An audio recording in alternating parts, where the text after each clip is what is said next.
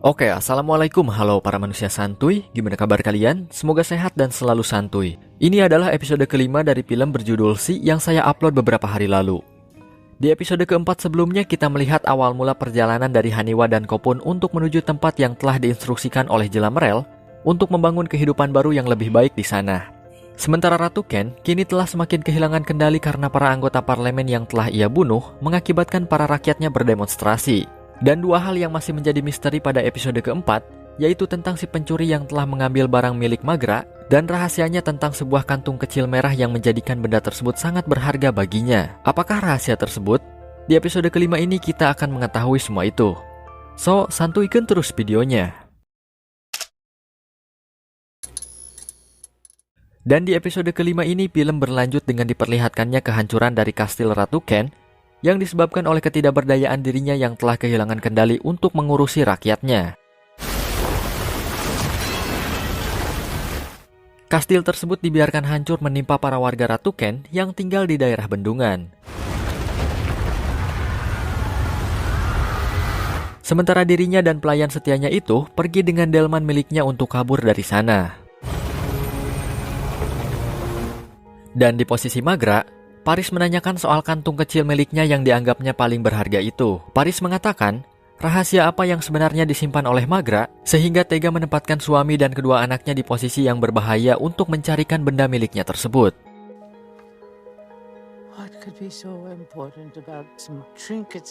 Seingat Paris, apa yang dikatakan oleh Jelamerel saat pertama kali menemukan Maghra di sebuah badai salju, hanya satu hal yang masih belum dimengerti maksud dari perkataannya, yaitu berhati-hatilah dengan Maghra dan bayi dalam kandungannya.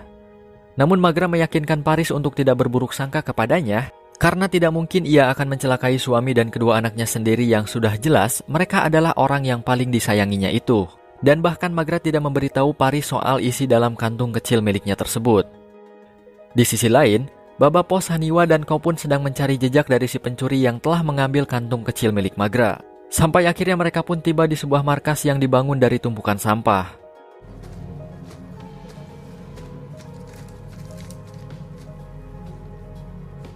Baba dan Khopun merasa bahwa tempat tersebut adalah markas dari si pencuri yang telah mengambil barang-barang mereka. Lantas Haniwa langsung memberanikan diri untuk masuk ke dalam sana dengan niat untuk memastikan isi dalam bangunan tersebut. Awalnya Baba dan Khopun melarang Haniwa untuk masuk ke dalam sana karena itu sangat beresiko baginya. Namun seperti yang kita ketahui, Haniwa tetap keras kepala untuk mencoba masuk ke dalam sana.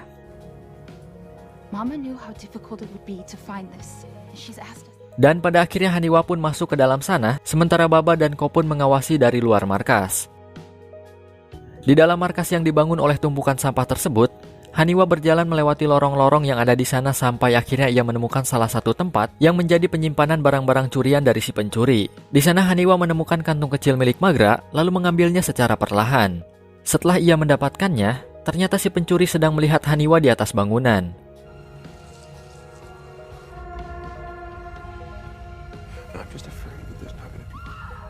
Mendengar teriakan dari Haniwa, Baba dan Khopun merasa panik lalu bergegas untuk menemuinya.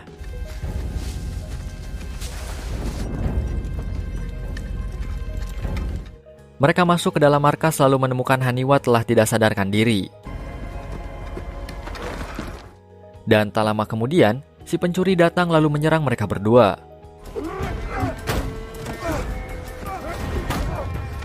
Khopun merasa kewalahan melawan si pencuri tersebut, namun pada akhirnya Baba berhasil membuatnya tidak dapat bergerak. Dan pada saat itu Haniwa melihat simbol di tubuh si pencuri yang nampak seperti yang telah digambarkan oleh Jelamerel pada kertas pesan kirimannya.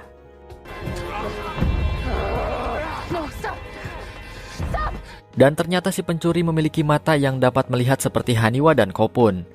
Lantas Haniwa meminta kepada Baba untuk membawanya ikut serta bersama mereka.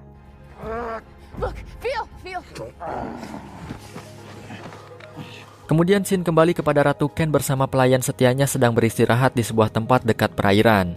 Di sana mereka mengobrol-ngobrol sebentar sampai akhirnya Ratu Ken merasa lapar dan memanggilkan kusirnya untuk menyediakan makanan kepadanya. Namun si kusir tidak kunjung datang menghampirinya sama sekali.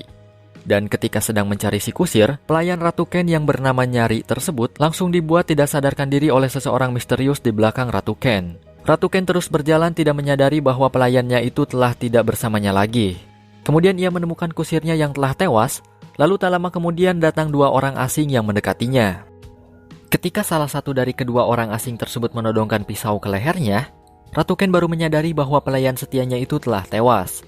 Namun kedua orang asing tersebut tidak membunuh Ratu Ken karena mereka menyukai jari-jarinya yang begitu halus.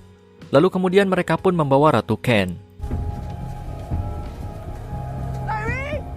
Kembali ke posisi Magra. Dirinya sangat senang suami dan kedua anaknya telah berhasil kembali membawakan benda paling berharganya itu. Paris menyadari mereka datang dengan membawa si pencuri yang telah diminta Haniwa untuk ikut bersamanya. Dan Haniwa pun mengatakan asal-usul dari si pencuri yang bernama Boots tersebut. Jadi ceritanya puluhan tahun lalu setelah Jelamerel meninggalkan Magra ketika sedang mengandung Haniwa dan Kopun untuk melanjutkan perjalanannya ke majelis pencerahan. Entah majelis pencerahan itu tempat seperti apa, namun mungkin nanti kita akan mengetahuinya. Nah, jadi sebelum Jelamerel pergi ke sana, ia mendekati seorang wanita dari suku Opayol. Setelah tinggal 1 tahun bersamanya, Jelamerel memiliki anak dari wanita tersebut yang tidak lain adalah Boots atau si pencuri. Kemudian setelah Boots lahir ke dunia, Jelamerel melanjutkan perjalanannya untuk pergi ke majelis pencerahan. Dan Boots ditinggal bersama kelompok Opayol di sana. Namun mereka malah memperlakukan Boots seperti budak, dengan menyuruhnya bekerja sebagai pencuri untuk mereka. Dan ketika suku Opayol mendengar informasi bahwa para pemburu penyihir sedang beroperasi di daerahnya, Boots ditinggalkan sendirian di sana oleh mereka yang mencari tempat untuk menyelamatkan diri. Jadi intinya si Boots ini adalah anak dari Jelamerel itu sendiri. Kalau menurut saya, si Jelamerel ini telah merencanakan sesuatu mengapa dirinya tidak langsung pergi ke tempat tujuannya, namun malah bercocok tanam terlebih dahulu dengan salah satu wanita dari suku Opayol. Ya mungkin tujuan si Boots ini lahir tidak lain yaitu untuk mewakili suku Opayol sebagai orang-orang yang bisa melihat, setelah Haniwa dan Kopun yang hidup dan tumbuh di tempat suku Alkeni sebagai perwakilan orang yang bisa melihat juga. Awalnya Paris maupun Baba Pos tidak setuju jika Boots ikut bergabung bersama mereka, mengingat bahwa mereka harus waspada terhadap orang asing yang baru dikenal. Namun Haniwa tetap keras kepala ingin menjadikan Boots bagian dari mereka karena Boots sendiri secara tidak langsung adalah saudaranya. Dan Baba tidak bisa melarang kemauannya itu. Namun di sana Boots membuktikan bahwa dirinya akan setia kepada mereka dengan cara mencium tangan Baba Pos sebagai tanda pengabdian kepadanya. Kemudian setelah itu, Magra pun akhirnya memberitahu soal isi kantung kecil miliknya kepada Baba. Namun di sini kita hanya akan mendengar suaranya saja dan masih belum diberitahu dengan pasti benda apa yang ada di dalam kantung kecil tersebut.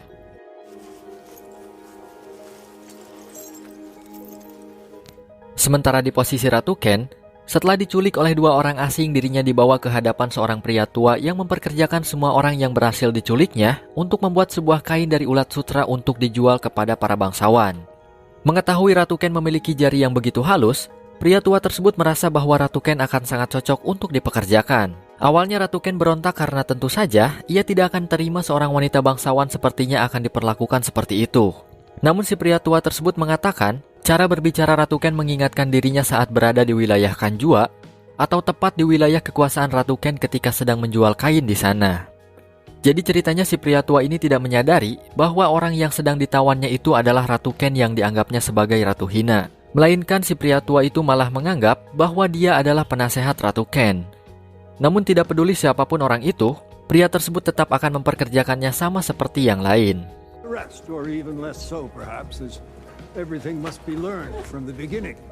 Kembali ke Baba Pos dan yang lainnya, ketika mereka hendak pergi melanjutkan perjalanan, sialnya perairan mengalami surut sehingga mereka harus menunggu sampai air itu naik. Lalu tak lama kemudian Paris merasakan sesuatu dari kejauhan. Ternyata salah satu dari pasukan pemburu penyihir telah sampai di dekat tempat keberadaan mereka. Sontak mereka semua langsung bergegas pergi dari sana tanpa mengeluarkan suara. Ketika telah sampai di tengah hutan, mereka berbagi tugas untuk menghadapi para pemburu penyihir. Baba menyuruh Haniwa untuk membawa Magra dan Paris ke tempat aman, dan Haniwa pun membawa mereka berdua bersembunyi di dalam pohon. Sementara Baba, Kopun, Bowlion, dan Boots akan menghadapi para pasukan pemburu penyihir secara perlahan.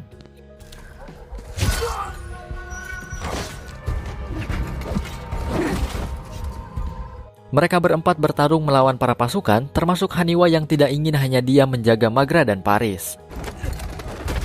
Sampai akhirnya di dalam pohon Paris menyadari bahwa Magra telah menghilang. Sontak Paris langsung memanggil Baba Pos karena hal itu. Kemudian Baba menghampiri Paris di dalam pohon tersebut dan Paris mengatakan bahwa Magra telah menghilang. Namun sebelum dia pergi, Magra mengatakan untuk berhati-hati. She said, "Be careful." Dan ternyata Magra menemui Jenderal Tamachi seorang diri dengan berjalan secara perlahan. Magra mengetahui bahwa dirinya sedang berhadapan dengan jenderal keji yang paling hina, yaitu Tamachi Jun. Sementara Tamachi sendiri tidak mengetahui siapa wanita yang sedang menantangnya itu. Dan yang ia ketahui, orang yang sedang berjalan di hadapannya adalah seorang wanita yang telah mati karena berani melawannya. Sontak Tamachi langsung turun dari kudanya berjalan secara perlahan mendekati Magra.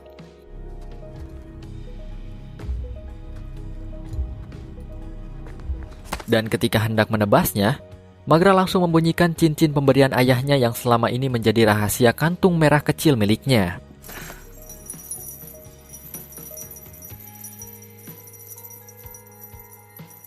Setelah cincin tersebut dibunyikan, Tamachi langsung mengenali Magra dan mengatakan kepadanya, Hail, Princess Magra. Dan fakta mengejutkan pun terlihat di scene ini. Ternyata Magra adalah seorang putri dari keluarga Ken dan masih bersaudara dengan Ratu Ken. Mungkin Magra lah yang dikira Ratu Ken sebagai saudarinya yang telah dibunuh oleh Jelamerel. Padahal yang sebenarnya terjadi, Magra masih hidup bersama suku Alkeni. Sontak Tamachi Jun dan para pasukannya langsung berlutut kepada Magra.